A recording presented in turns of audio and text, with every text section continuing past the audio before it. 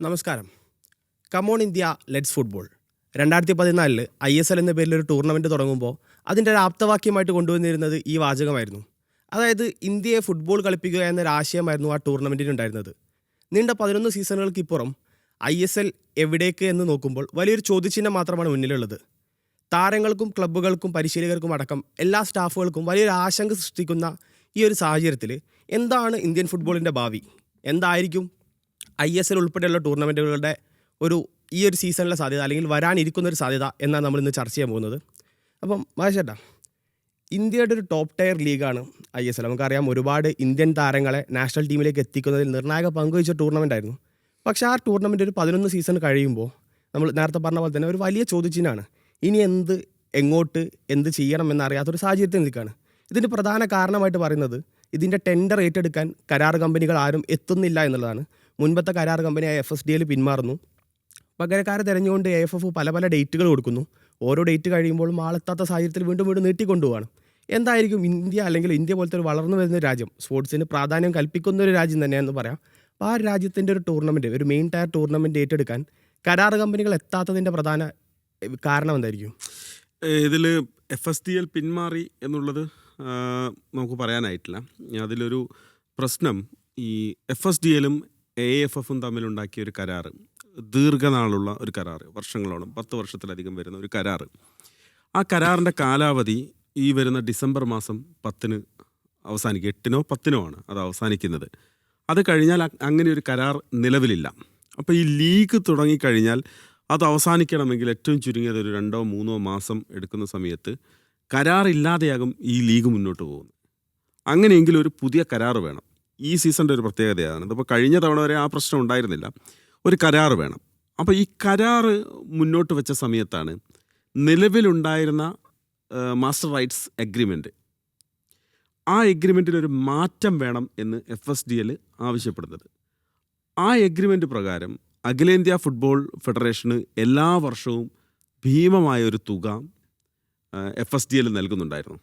Fixed ആയിട്ടൊരു amount. അത് മനസ്സിലാക്കിയെടുത്തോളം ഒരു 50 കോടി വരെ, 37.5, പക്ഷെ അതിന് മേലെ ബാക്കിയെല്ലാം വരുമ്പോൾ അത്രയും ഉണ്ടാകുമെന്നാണ് മനസ്സിലാക്കുന്നത്.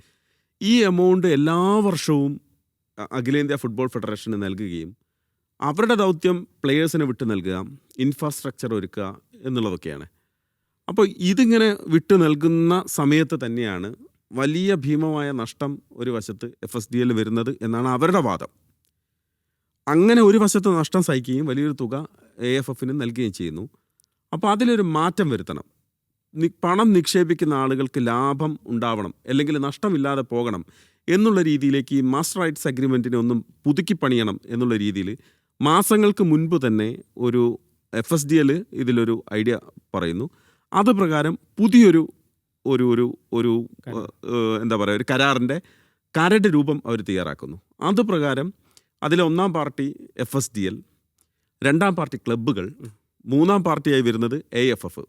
അപ്പോൾ AFFന് ഫിക്സഡായിട്ട് കിട്ടുന്ന എമൗണ്ടിന് പകരം ഈ ടൂർണമെൻറ്റിൻ്റെ മൊത്തം ലാഭവിഹിതത്തിൽ ഒരു പെർസെൻറ്റേജ്, ഞാൻ മനസ്സിലാക്കിയിടത്തോളം 23% മറ്റെന്തോ ആണ്, ബാക്കി ക്ലബ്ബുകൾക്കും FSDLനും വരുന്നു. അപ്പോൾ ക്ലബ്ബുകൾക്കും കുറേ കൂടി ഇതിൽ ഉത്തരവാദിത്തം ഉണ്ട് എന്നുള്ള രീതിയിലേക്ക് വരികയും 3 പേരും കൂടെ സംയുക്തമായി ഒരു കരാറുണ്ടാക്കി ദീർഘനാളത്തേക്ക് പോകണം എന്നുള്ളൊരു ധാരണ വരുന്നു. പക്ഷേ അങ്ങനെ ഒരു ധാരണ അവതരിപ്പിക്കണമെങ്കിൽ പോലും AFFന് സ്വന്തമായൊരു നിലപാടെടുക്കാൻ പറ്റുന്ന സാഹചര്യമല്ല. അതിലേറ്റവും പ്രധാനപ്പെട്ട കാര്യം, അഖിലേന്ത്യാ ഫുട്ബോൾ ഫെഡറേഷൻ്റെ കോൺസ്റ്റിറ്റ്യൂഷനുമായി ബന്ധപ്പെട്ടുള്ള കേസ് സുപ്രീം കോടതിയുടെ പരിഗണനയിലാണ്. അപ്പം AFFന് ഒരു സ്റ്റെപ്പ് മുന്നോട്ട് പോകണമെങ്കിൽ സുപ്രീം കോടതിയുടെ അനുമതി വേണം. അപ്പോൾ അത് വിജയിച്ചില്ല ആദ്യഘട്ടത്തിൽ. അത് ഒന്നും പ്രത്യേകിച്ച് അതിൽ ഞാൻ മനസ്സിലാക്കിയെടുത്തോളം AFFൻ്റെ ഭാഗത്തുനിന്ന് നിരന്തരമായൊരു പ്രഷർ ഉണ്ടായിരുന്നോ എന്ന് നമ്മളിപ്പോൾ സംശയിക്കേണ്ടിയിരിക്കുന്നു എന്ന് പോലും നമ്മൾ അതിൽ പറയണം. കാരണം അതുണ്ടായില്ല. അപ്പോൾ അതിനുശേഷം ഇത് പെട്ടെന്ന് നടത്തിയേ പറ്റുള്ളൂ എന്നൊരു രീതിയിലാണ് ഇത്തവണത്തേക്ക് ഒരു സൊല്യൂഷൻ എന്നുള്ള രീതിയിലേക്ക് വീണ്ടും സുപ്രീം കോടതിയിൽ പോയി ഇത് നടക്കട്ടെ, ആ കരാർ കാലാവധി എന്നൊക്കെ പറഞ്ഞ് അങ്ങനെ നീട്ടിവെക്കാൻ തീരുമാനിച്ചു. അപ്പോഴും പുതിയൊരു ബിഡ് വേണം. അപ്പം പുതിയ ബിഡ് എടുക്കാൻ വരുന്ന ആളുകളെ സംബന്ധിച്ച് പൈസ നിക്ഷേപിക്കാൻ, ഒരു സീസണിലേക്ക് 500 കോടി രൂപയൊക്കെ നിക്ഷേപിക്കാൻ ഒരു ടീം വരുമ്പം അവർക്കിതിലെന്താണ് ബെനിഫിറ്റ്? ലാഭം വേണം, സ്വാഭാവികമായിട്ടും ലാഭം വേണം, അല്ലെങ്കിൽ നഷ്ടം ഉണ്ടാകരുത്. നഷ്ടം വരുന്നു മാത്രമല്ല, ഇത് എവിടെ എത്തുന്ന ഒരു ധാരണ പോലും ഉണ്ടാവില്ല. അപ്പോൾ ആരും വരില്ല. ഒരു അരക്ഷിതാവസ്ഥ, ഒരു അനിശ്ചിതാവസ്ഥ ഈ മേഖലയിൽ വന്നു പോയതാണ് പുതിയ ബിഡിങ് ആൾ വരാതിരുന്നത്, പുതിയ കരാർ എടുക്കാൻ വരാതിരുന്നത്. രണ്ടാമത്തെ ഒരു കാര്യം, ഇനി അങ്ങനെ ആരെങ്കിലും മുന്നോട്ട് വന്നാൽ അവർക്ക് ചുരുങ്ങിയത് ഒരു 10-15 വർഷത്തേക്കുള്ള ഒരു ലോങ് ടൈം എഗ്രിമെൻ്റ് ഉണ്ടെങ്കിൽ മാത്രമാകും അങ്ങനെ ഒരു ടീം വരിക. ഈ വർഷം നഷ്ടം വന്നാൽ 5 വർഷം കഴിഞ്ഞ് അത് തിരിച്ച് പിടിക്കാം എന്നുള്ളൊരു ലക്ഷ്യമെങ്കിലും അവർക്ക് മുന്നോട്ട് വെക്കണമെങ്കിൽ അതൊരു ലോങ് ടൈം എഗ്രിമെൻ്റ് ആയിരിക്കണം. അതിനുള്ള സാധ്യതയില്ല.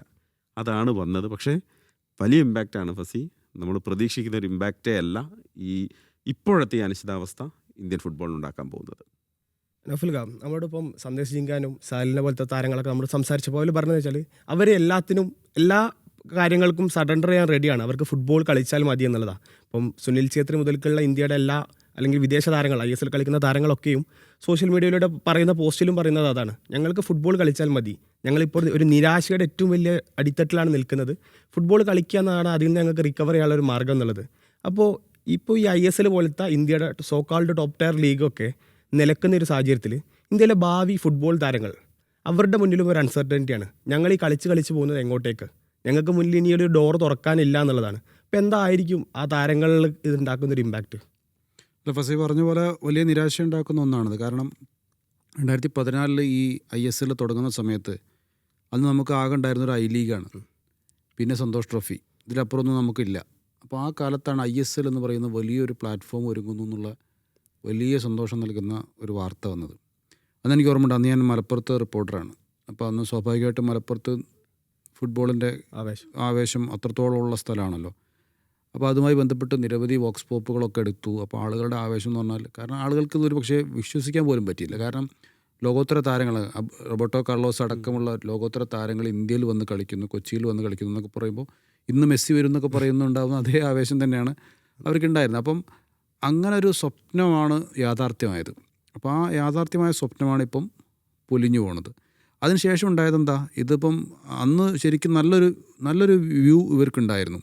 അതായത് ഇത് കുറേ ലോകോത്തര താരങ്ങൾ ഇന്ത്യയിൽ വന്ന് കളിക്കുക എന്നത് മാത്രമല്ല, അതുകൊണ്ടൊന്നും പ്രത്യേകിച്ച് സംഭവിക്കുന്നില്ല. ഇപ്പോൾ നമ്മൾ പലപ്പോഴും മെസ്സി വരുന്നതിനെക്കുറിച്ച് പറയാറുണ്ടല്ലോ, മെസ്സി ഇന്ത്യയിൽ വന്ന് അല്ലെങ്കിൽ കേരളത്തിൽ വന്ന് കളിച്ചു പോയതുകൊണ്ട് നമുക്കെന്ത് കിട്ടാനാണെന്ന് ചോദിക്കുന്നവരുണ്ടല്ലോ.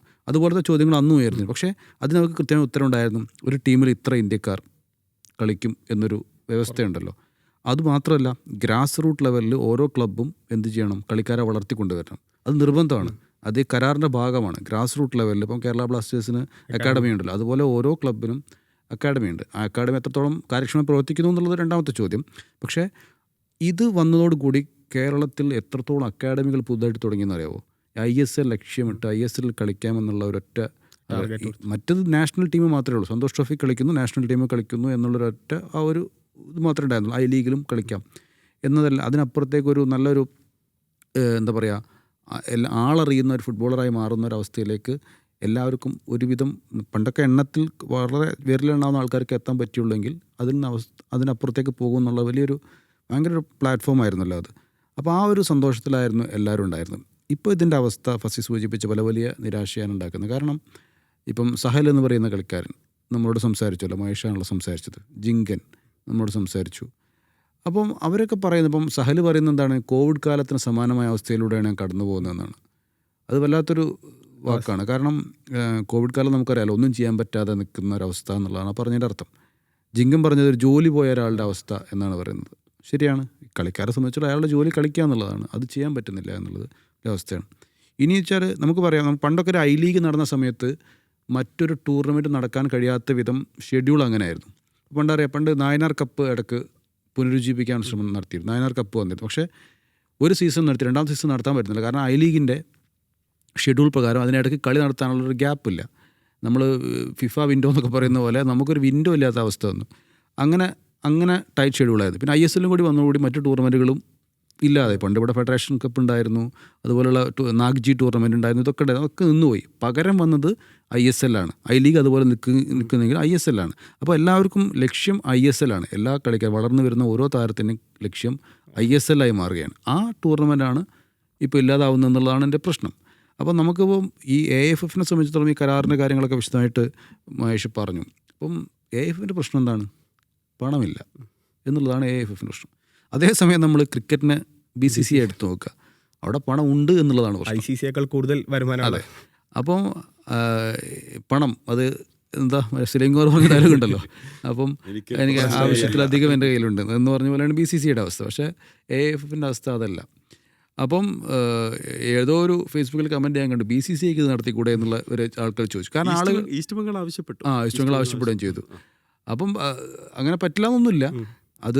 അതിൽ പക്ഷേ BCCI ഏറ്റവും കൂടുതൽ ലാഭത്തെക്കുറിച്ച് ആലോചിക്കുന്ന ഒരു പിന്നെ സ്ഥാപനമാണ്. അതുകൊണ്ട് തന്നെ അവർ ഇതിൻ്റെ ലാഭത്തെക്കുറിച്ച് പരിഗണിക്കും. ഇപ്പം നമുക്കറിയാം ഫസ്റ്റ് സീസണിൽ ആരൊക്കെ, അമിതാഭ് ബച്ചൻ, മമ്മൂട്ടി, പിന്നെ സൽമാൻ ഖാൻ, ഇവരൊക്കെ വന്നിട്ടൊക്കെയാണ് മറ്റേ ഉദ്ഘാടനം പരിപാടിയൊക്കെ നടന്നത്. അപ്പം അന്ന് അതിൻ്റെ ഒരു പൊലിമ ഉണ്ടായിരുന്നു. ആ പൊലിമ പതിയെ അന്ന് നമുക്കറിയാം, അന്ന് ലോകത്തിലെ പ്രധാനപ്പെട്ട താരങ്ങൾ അവരുടെ അവസാന കാലഘട്ടത്തിൽ വന്ന് കളിച്ചത് ISLലായിരുന്നു.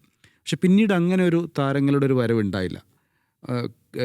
അന്ന് കുറച്ചുകൂടി ക്ലബ്ബുകൾക്ക് ഒരു എന്താ പറയുക, ഒരു വിസിബിലിറ്റി കിട്ടുന്നതിന് വേണ്ടിയായിരിക്കും അവർ പക്ഷേ ഇത്തരം താരങ്ങളെ കൊണ്ടുവന്നത്. ഇപ്പം പക്ഷേ അങ്ങനെയല്ല. ക്ലബ്ബുകൾ കിരീടം ലഭിക്കുന്നതിന് വേണ്ടിയിട്ട് തന്നെയാണ് പോരാടിക്കൊണ്ടിരിക്കുന്നത്. അപ്പോൾ അതുകൊണ്ട് തന്നെ പ്രായമുള്ളവരെ കളിപ്പിച്ചിട്ട് വെറുതെ കളി ഉളവാക്കണ്ട എന്നുള്ളൊരു തീരുമാനം അവർക്കുണ്ട്. അതുകൊണ്ടായിരിക്കും അവർ പക്ഷേ കളിയുടെ നിലവാരവും വളരെ പ്രധാനപ്പെട്ടതാണ്. അതൊക്കെയാണ്. അപ്പോൾ അപ്പോഴേ എന്തുണ്ടാവുള്ളൂ, കൂടുതൽ ആളുകളിലേക്ക് ആകർഷിക്കാൻ പറ്റുള്ളൂ. ഇപ്പോൾ നമ്മുടെ സൂപ്പർ ലീഗ് കേരളയും കൂടി നോക്കുക. സൂപ്പർ ലീഗ് കേരള എന്ന് പറഞ്ഞാൽ ഒരു ചെറിയ ടൂർണമെൻറ്റാണ്, ഒരു സംസ്ഥാനത്ത് മാത്രം നടക്കുന്ന ടൂർണമെൻറ്റ്. പക്ഷേ അതിന് കഴിഞ്ഞ തവണ സീസണേക്കാൾ കൂടുതൽ ഒരു ആവേശം അതിലേക്ക് വന്നിട്ടുണ്ട്. കാരണം എന്താ വെച്ചാൽ പ്രാദേശികമായി കുറച്ചുകൂടി ആളുകളെ സംഘടിപ്പിക്കാൻ അതിന് കഴിഞ്ഞിട്ടുണ്ട്. ടീമിൻ്റെ ആളുകളായി ഫാൻസ് ഉണ്ടാകുന്നത് ഒരു വലിയ പ്രധാനപ്പെട്ടതാണല്ലോ. അപ്പം നമ്മളിപ്പോൾ ATKയ്ക്കും ഇപ്പം മോഹൻ ബഗാനും ബ്ലാസ്റ്റേഴ്സിനും അല്ലാതെ ഇത്രത്തോളം ആരാധകർ നമുക്ക് ഇവിടെ കാണാനും പറ്റുന്നില്ലല്ലോ.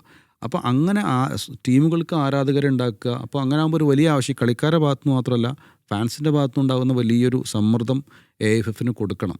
ഇത് നടക്കില്ല എന്ന് പറയാൻ പറ്റില്ല. കാരണം ഇപ്പോൾ ബിഡ് വീണ്ടും ചെയ്യാൻ വേണ്ടി ശ്രമിക്കുന്നുണ്ട്. അപ്പോൾ അത് പലതും ലഘൂകരിച്ചിട്ടായിരിക്കും ഇനി വരിക. അപ്പോൾ ഒരു പക്ഷേ കൂടുതൽ ആളുകൾ ഇതിനു വേണ്ടി വരുമെന്ന് പ്രതീക്ഷിക്കാം.